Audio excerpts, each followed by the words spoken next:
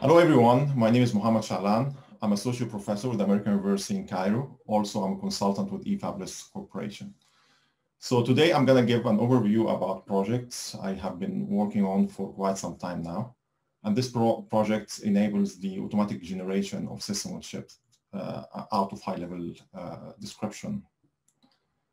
So as you know, designing custom system on chips or SoCs is a complex, expensive process, which makes it unsuitable for deeply embedded devices. However, deeply embedded devices eventually they need different requirements. That's why in the market we have large varieties of microcontrollers, and these are off-the-shelf system chips. They are designed to address different application needs. So they have a variety of them, and eventually they are there to address different requirements for deeply embedded devices. However, some deeply embedded devices, they need some special requirements that might not be there in existing off-the-shelf microcontrollers or SoCs. And this is basically when we need like custom accelerators for specific applications, or when we have a very low power budget, which cannot be achieved using existing off-the-shelf SoCs. Or if we're basically looking for a certain form factor, when we have basically like space or volume constraints, etc. So eventually there are several reasons basically for the need for custom SoCs. The thing is, designing custom system on chips to target such application eventually is extremely expensive, as I mentioned, and such application are cost sensitive, and eventually that's why designers don't basically approach custom SoCs for such applications. So working on these open source projects, eventually we were able to create a flow which can automate the design of custom SoCs to target deeply embedded devices. And this basically achieved by lowering the cost, which involves the engineering cost, tools cost, IPs cost, and software cost. Also shorten the time to market. And eventually these open source project eventually creates a streamlined design process that basically can take the design from high level description into RTL and then into clean GDS2, which can be fabricated. And this can be only possible because we are living in the age of open hardware, and we have great projects such as RISC-V, the DARPA-funded Open Road project, and finally the release of the first open source process design kit, the Sky130A.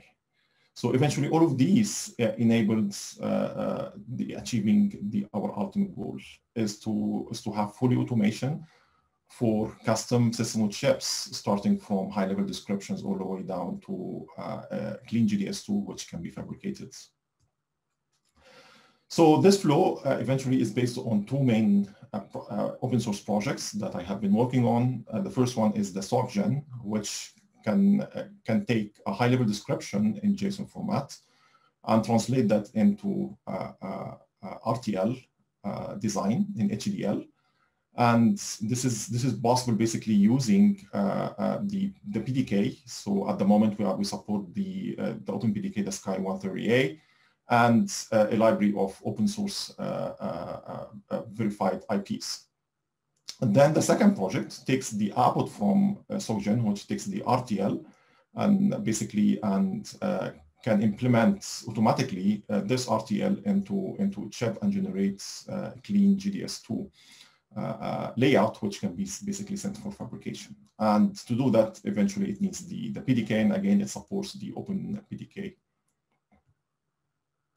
And the idea here, basically, or the objective for this flow is basically to have correct by construction SoC layouts in-house. And eventually, this is achieved. We have these two projects already released, and they have been used basically by several members of the open source community. and also by us, and I mentioned that shortly. And eventually, by using this, we'll have basically the benefits of facilitating the automatic system-on-chip design all the way basically to clean GDS2, to reduce the time and effort to fabrication. And the most important thing is to enable a rapid design space exploration. So because we start with very high level description of the SoC that we want to implement, eventually we can do different variations and then different changes to this description, and then take it through SoCGen, and eventually SoCGen can generate like different designs based on the input specifications, and then we can evaluate the results in terms of area, timing, power, etc. And eventually we can do necessary changes and then reiterate again, and this eventually takes a very short amount of time. Eventually we can go, in our experiments, we can go from a high-level description all the way down to a clean GDS2 in few hours. And eventually SoCGen is designed in a way that promotes design reuse. So eventually subsystems can be reused across different designs. So this is like the flow with the SoCGen. So SoCGen gets the JSON description of the system on chip. So this description eventually describes like different components, like the CPU that are masters on the bus, and different peripherals or slaves on the bus. If we have, for example, a secondary bus or some sub bus like like peripheral bus, eventually we can describe that. I can describe basically the bridge that basically connects them. Not only that, also we can describe the after describing the peripherals, and if they do need any special IOs, eventually this can also be captured by the high-level description, and eventually the SoC can take this description, and with the help of the library of verified IPs and the BDK, and this is specifically needed for the IOs, eventually can generate the RTL for the design, complex design similar to what I have just shown you. Not only that, but also it can generate the test benches that needed for verification. It can generate basic device drivers, basically with all IO register definition, and not only that, but also documentation. So we can generate like initial version of the datasheet directly out of SoCGen based on the description which is provided to the SoCGen. So SoCGen comes with a library of open source IPs. These IPs are verified, and they are mostly peripherals such as GPIOs, UART, I2C master, SPI master, etc. And these IPs eventually they come with basically with the proper bus interfaces, and in SoCGen we support certain bus interfaces, as I'm going to mention shortly. And if we have a peripheral which is generic, does not support a specific bus interface, eventually SoCGen has the ability to generate a wrapper. So in that sense, a peripheral or IP could be bus specific or generic, and when it's generic, eventually SoCGen, with the help of some JSON description that describes the interfaces of this IP or this peripheral, SoCGen can generate the proper wrapper to enable this generic IP to be interfaced with the bus. SoCGen currently supports AHB Lite, ABB, and Wishbone buses.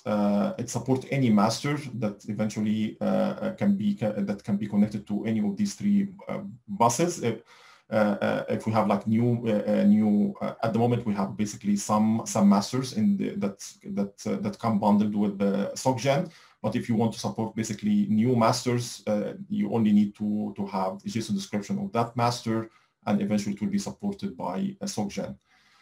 Also support different topologies of how the masters will be and the slaves connected on the buses. So eventually we can have multiple masters accessing the same basically high performance bus. We can have a master connected to two different buses. We can have multiple sub buses or preferred buses basically connected to the same high performance bus. Okay. How about the second component or the second open source project that enables this? This is OpenLANE, which eventually can take the RTL generated from SoCGen and generate a clean GDS2. So OpenLANE started as basically an experiment to basically create open everything SoCs. And the objective here basically is to use open source EDA tools, mainly from projects such as OpenRoad, Qflow, and others, and basically put them together and create basically any messing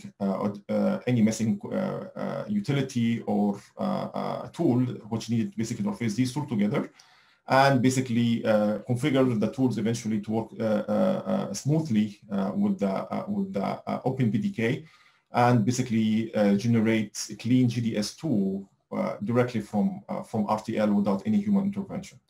So without any human in the loop, eventually we can OpenLANE can create a clean GDS2 which can be manufactured and also can be tested.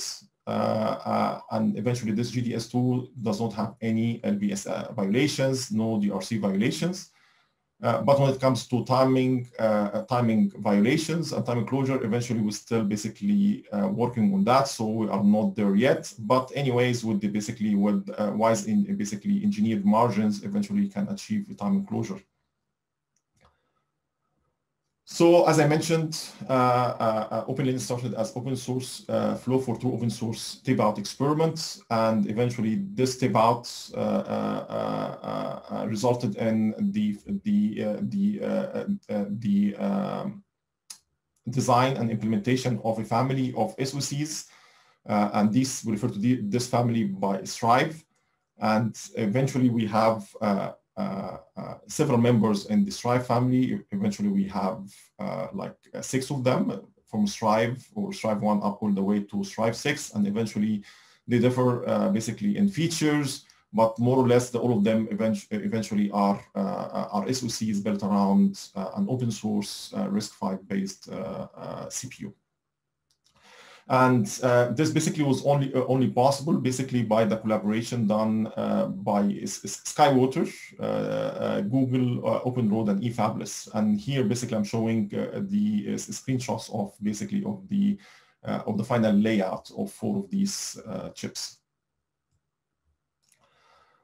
So OpenLANE basically is an open source flow that can implement any ASIC starting from RTL.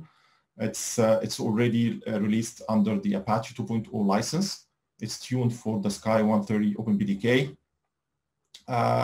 You can use it to harden a single macro or to implement a complete SoC. Also, it has 2 mode of operations. You can fully autonomous, where basically it's just a push button flow. You run the flow, pass to it the RTL and basically some configuration parameters, and eventually after a few minutes or few hours, based on the complexity of design, you end up with a clean layout. And also it has built-in support for design exploration to basically sweep different parameters and find out basically the best set of configuration parameters to eventually achieve the clean layout. So this is a block diagram of all the components of OpenLANE, and as you can see, it involves like too many projects, like from too many different open source projects like OpenRoad, Diosys, ABC, Magic, Volt, and many others. Eventually, we have 16 different, relying on 16 different open source tools in OpenLANE, and also we have like more than 70 different utilities that eventually can be used to do different tasks in the flow. And as you can see, the flow starts from RTL and goes through all the typical steps needed basically to harden the RTL and generate GDS2, and eventually the flow takes care of all the details. It does explorations when it's needed to find the best configurations, and handles basically issues such as like metal fill and antenna rules violations handling, etc., etc., etc.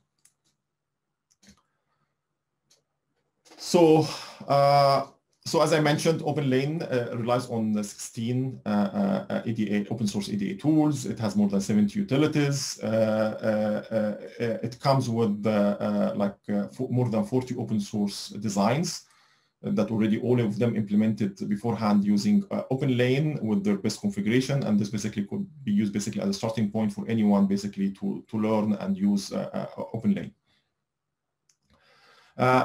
OpenLANE was released in late July this year, and like 4 months basically since the release, we have more than 1,400 unique clones, more than 180 stars, and 41 forks.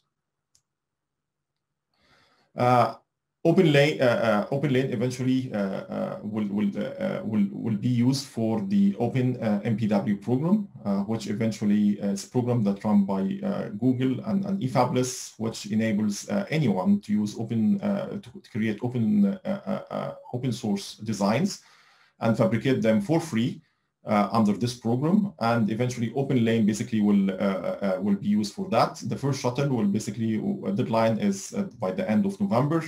And then there are basically more free shuttles, basically will be available in 2021. So basically it will be on like competition based. So you submit your design, if the design is accepted, eventually it will be fabricated for free.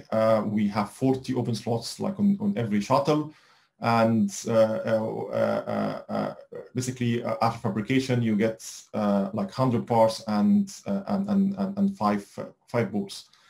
To make sure that basically this will be a success, eventually designed using OpenLANE, an SoC called Carvel, and eventually Carvel is like ready-made SoC with a space for the user design, so that the design can do his or her design, and then basically drop it into this user space. So they basically the user of this Open MPW program doesn't need to worry about basically the details of the chip implementation, just focusing on the macro which will be placed on the user space. So that's it. Thank you very much. If you have any question, please like ask them during the Q&A session. And feel free to visit our repos and get yourself more familiar with the two projects, OpenLANE and SoC Gen. Thank you very much.